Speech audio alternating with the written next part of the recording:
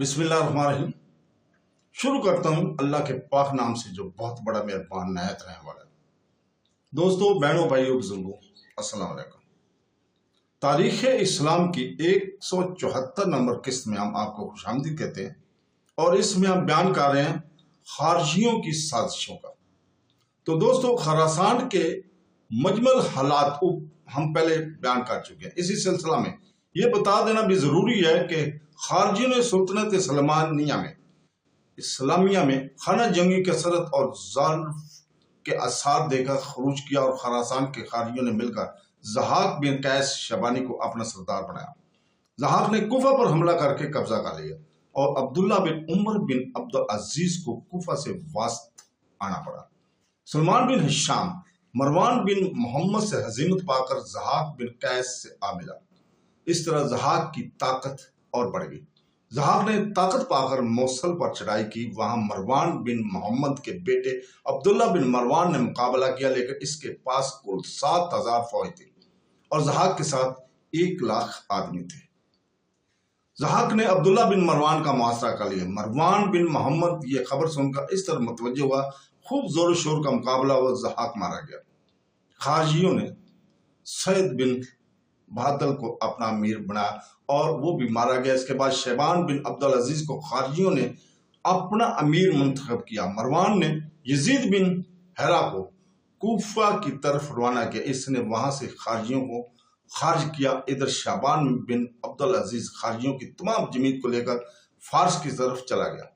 وہاں جا کر وہ ابو مسلم کا شریک ہوا، جیسے کہ ہم پہلے بیان کر چکے ہیں، اور سن 130 ہجری میں مقتول ہوا۔ حجاز ایمن اور حضرت موت میں بھی بغاوتیں نمودار ہوئیں۔ ابو حمزہ مختار بن عوف ازدی نے علم بغاوت بلند کیا۔ حضرت موت کا رئیس عبداللہ بن یحییٰ بھی اس کا شریک ہو گیا۔ ابو حمزہ نے اول مدینہ پر قبضہ کیا۔ اس کے بعد شام کی طرف بڑا۔ مروان بن محمد نے ابن عطیہ سعدی کو اس کا مقابلے پر مأمور کیا۔ وادی کرہ میں لڑائی ہوئی، ابو حمزہ مارا گیا۔ ابن عطیہ یمن کی طرف پڑ گیا، یا وہاں عبداللہ بن یحییٰ کو مقابلہ پر مستعد پایا۔ دونوں میں لڑائی ہوئی، عبداللہ بن یحییٰ مارا گیا۔ ابن عطیہ نے اس کا سر کاٹ کر مروان کے پاس بھیج دیا۔ جس وقت مروان بن محمد ضحاک خارجی سے موصل کے قریب برسر مقابلہ تھا، اس وقت اس کے پاس ایک خط امام ابراہیم کا لکھا ہوا، جو ابو مسلم خراسانی کے نام لکھا گیا تھا، پکڑا ہوا پیش کیا گیا تھا۔ اس خط میں امام ابراہیم نے ابو مسلم کو ہدایت لکھی تھی کہ، اور یہ بھی لکھا تھا کہ خراسان میں کسی عربی نسل یا عربی انسان کو زندہ نہ چھوڑنا۔ خراسان کے اصلی باشندے جو مسلمان ہو گئے ہیں، وہ ہمارے بہت کام آئیں گے، اور انہیں پر زیادہ اعتماد رکھنا چاہیے۔ اسی خط میں یہ راز بھی منکشف ہوا تھا کہ بنو عباس نے بنو امیہ کے خلاف عرصہ سے سازش کا جال پھیلا رکھا تھا، اور امام ابراہیم اس سازش کے موجودہ امام ہیں، جو مقام حمیمہ علاقہ بلقہ میں سکونت پذیر ہے۔ مروان بن محمد نے اس خط کو پڑھ کر اپنے عامل کو، جو بلقہ میں مامور تھا، لکھا کہ ابراہیم محمد بن محمد کو حمیمہ سے گرفتار کر کے بھیج دو۔ چنانچہ ابراہیم بن محمد اور ان کے ساتھ کئی اور اہل خاندان قید ہو کر مروان کے پاس بھیجے گئے۔ مروان بن محمد نے ان کو مقام حران میں قید کر دیا۔ امام ابراہیم کے ساتھ سعد بن ہشام بن عبد الملک اور اس کے دونوں لڑکے عثمان اور مروان اور عباس بن ولید بھی عبد الملک، اور عبداللہ بن عمر بن عبدالعزیز محمد سیانی بھی قید کر دیے گئے۔ چند روز کے بعد حران میں وبائی بیماری پھیلی۔ اسی حالت میں بحالت قید امام ابراہیم، عباس بن ولید اور عبداللہ بن عمر بن عبدالعزیز فوت ہو گئے۔ سعد بن ہشام ماں اور قیدیوں کے دروغہ جیل کو قتل کر کے اور جیل خانہ توڑ کر بھاگ نکلے۔ اہل حران نے ان مفرور قیدیوں کو پکڑ کر مار ڈالا۔ صرف ابو محمد سفیانی قید خانہ سے نہ نکلا۔ اس کو مروان بن محمد نے نعاب سے شکست خوردہ واپس آ کر آزاد کیا۔ امام ابراہیم نے اپنی گرفتاری اور قید کے وقت وصیت کر دی تھی کہ میرے بعد میرا جانشین میرا بھائی عبداللہ بن محمد المشہور یا ابو الاس صفا ہوگا۔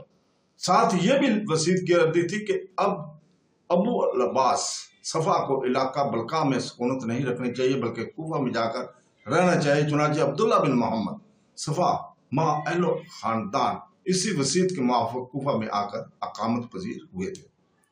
امام ابراہیم نے اپنی گرفتاری سے بیشتر حکم دیا تھا کہ ابو مسلم خراسانی کو اپنا افسر سمجھ کر اس کے حکام کی تعمیل کرو۔ اس کے بعد وہ خطبہ بن شیب کو ایک سیاہ فرادہ دے کر ابو مسلم کے پاس روانہ کر چکے تھے کہ اس جھنڈے کو بلند کر کے خراسان میں خروج اور ملکوں پر قبضہ کرنا شروع کر دو۔ ابو مسلم نے سن 130 سے سن 131 تک تمام خراسان پر قبضہ کر لیا۔ اس کے بعد قطبہ بن شبیب کو فوج دے کر کوفہ کی طرف بھیجا۔ کوفہ پر قبضہ کرنے کے بعد ابو العباس صفا کی عبداللہ بن محمد کے ہاتھ پر بیعت کی خلافت ہوئی۔ یہ خبر سن کر مروان بن محمد حران سے کوفہ کی طرف 1,20,000 فوج لے کر چلا۔ راستہ میں نہر زاب کے کنارے صفا کی فوج سے، جس کا سردار صفا کا چاچا عبداللہ بن علی تھا، مقابلہ ہوا۔ مروان بن محمد کی فوج اگر لڑنا چاہتی تو بڑی آسانی سے عبداللہ بن علی کی لشکر کو شکست دے سکتی تھی، لیکن اس مارکہ کی جنگ میں جبکہ مروان بن محمد عبداللہ بن علی کی فوج کے اکثر حصے کو شکست دے کر بھگا چکا تھا، فتح میں کوئی کسر باقی نہ رہ گئی تھی، مروان کی فوج کے اکثر حصے نے لڑنے اور حملہ کرنے سے انکار کر دیا۔ گویا وہ مروان بن محمد کو شکست ہی دلانا چاہتے تھے۔ عبداللہ بن علی نے اپنے آپ کو شکست خوردہ دیکھ کر وہ اپنی جان پر کھیل کر اپنے مخصوص ہمراہیوں کے ساتھ حملہ کیا، مگر مروان کی طرف سے اس کی امداد ہوا۔ فتح میں کوئی سردار نہ چڑھا۔ مروان نے ان کو انعام و اکرام کا لاج دیا۔ جب یوں بھی کام نہ چلا تو جس خزانہ اس کے ہمراہ تھا وہ سب مروان نے میدان میں ڈلوا دیا اور کہا کہ حملہ کرو اور کمزور دشمن کو مار کر یہ تمام خزانہ آپس میں تقسیم کر لو۔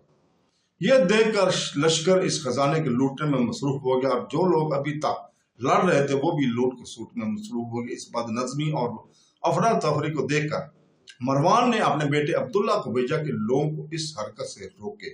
اس کے پہنچنے سے پہلے ہی سب کے سب میدان سے بھاگنے لگے اور مروان کو چند ہمراہیوں کے ساتھ تنہا چھوڑ کر چل دیے۔ مروان اپنے لشکر کی اس بے وفائی سے مجبور ہو کر میدان سے بھاگا اور موصل پہنچا۔ وہاں مروان پر لوگوں نے اس شخص کی وجہ سے آوازیں کسی، وہاں ٹھہرنا مناسب نہ سمجھ کر مقام حران کی طرف آیا، جہاں اس کا بھتیجا ابان بن یزید بن محمد عامل تھا۔ نہر زاب کے کنارے یوم شنبہ 11 جمادی ثانی 132 ہجری کو مروان بن محمد نے شکست کھائی تھی۔ مقام حران میں مروان صرف 20 ہی روز قیام کرنے پایا تھا کہ عبداللہ بن علی کے آنے کی خبر سنی۔ مروان وہاں سے حمص کی طرف روانہ ہوا۔ جب عبداللہ بن علی حران کے قریب پہنچا تو حران کا عامل ابان بن یزید بن محمد سیاہ کپڑے پہن کر اور سیاہ جھنڈا لے کر اس کے استقبال کو نکلا اور اس کے ہاتھ پر صفا کی خلافت کی بیعت لی۔ عبداللہ بن علی نے اس کو امان دے دی۔ مروان حمص میں پہنچا تو وہاں کے لوگوں نے اول تو فرمان برداری اور عقیدت کے اظہار کیا، لیکن مروان کے ہمراہیوں کو کم دیکھ کر سرکشی اور مقابلہ پر آمادہ ہوئے۔ مروان وہاں سے 3 دن کے بعد ہی چل دیا، لیکن اہل حمص نے اس کے مال اور اسباب کے چھیننے کا ارادہ کی۔ مروان نے اول ان کو سمجھایا، لیکن جب وہ باز نہ آئے تو مقابلہ پر آمادہ ہو کر ان کو مار بکایا۔ حمص سے مروان دمشق پہنچا۔ یہاں کا عامل اس کا چچا زاد بھائی ولید بن معاویہ بن مروان بن حکم تھا۔ یہاں بھی قیام مناسب نہ سمجھ کر اور ولید بن معاویہ کو مخالفین اور دولت امویہ سے لڑنے کی ترغیب دے کر کرکی کی طرف روانہ ہوا اور وہاں خاموش اور بے تعلق زندگی بسر کرنے کے ارادے سے ٹھہر گیا۔ ادھر عبداللہ بن علی حران میں اس قید خانہ کو، جس میں ابراہیم بن محمد تھا قید تھے، مسمار کر کے دمشق کی طرف روانہ ہوا۔ راستے میں اس کا بھائی عبد الصمد بن علی، جس کو صفا نے 8,000 کی جماعت سے اس کی مدد کے لیے روانہ کیا تھا، آ پہنچا۔ اس کے بعد عبداللہ بن علی کنسرین غلبک ہوتا ہوا اور لوگوں سے بیعت لیتا ہوا دمشق آ پہنچا۔ दमिश्क का मुहासरा किया। चंद रोज मुहासरे के बाद बतरीक 15 रमजान सन 132 हिजरी बरोज चारशंबा बुजोर शमशीर दमिश्क में दाखिल हुआ और दमिश्क की गली में खून के दरिया बहा दिए। इसी मार्क में वलीद बिन माविया हाकम दमिश्क मारा गया। इस फतह और कत्ल आम के बाद अब्दुल्ला बिन अली 15 रोज दमिश्क में मुकीम रहा। इसके बाद फलस्तीन की तरफ रवाना हुआ। अब्दुल्ला बिन अली अपना लश्कर लिए हुए अभी सरहद फलस्तीन पर पहुंचा ही था कि फरमान अब्दुल्ला बिन सफाक का फरमान पहुंचा कि मरवान बिन मोहम्मद के तवाक़ में अपने 22 साल बिन अली को मामूर कर दो। ये फरमान शुरू जिका सन 132 में पहुंचा। साला बिन अली फौज लेकर रवाना हुआ। मरवान ये सुनकर फलस्तीन से रवाना होकर मकाम आरिश में पहुंचा। वहां से नहर नील की तरफ गया, वहां से सईद की तरफ रवाना हुआ। साला बिन अली भी बढ़ता चला गया। इसने खुद फस्ताता में डेरा डालकर फौजी दस्तों को आगे मरवान के तवाक़ुफ़ और सराग में रवाना किया। इत्फाकन साला के दस्तों से मरवान के सवारों का मुकाबला हो गया। मरवान के सवार पहले ही से अफसरदा, खातर और बददिल थे। उन्होंने मुकाबला ना किया और भाग खड़े। इस भागने वालों में से चंद गिरफ्तार भी हो। इन गिरफ्तार शुदा सवारों से पूछा गया कि उन्होंने मरवान बिन मोहम्मद के क्याम का पता बतला दिया कि वो कस्बा बोसीर में मकीम है। साला की फौज का अफसर अबू औन ने यह बात सुनकर रात ही में मरवान की जय क्याम पर शेख खून मारा। मुनासिब समझा कि क्योंकि वो जानता था कि मरवान का मुकाबला आसान नहीं है। चुनाचे शब खून मारा गया। इस अचानक हमला से घबरा कर मरवान अपने मकान से बाहर निकल आया।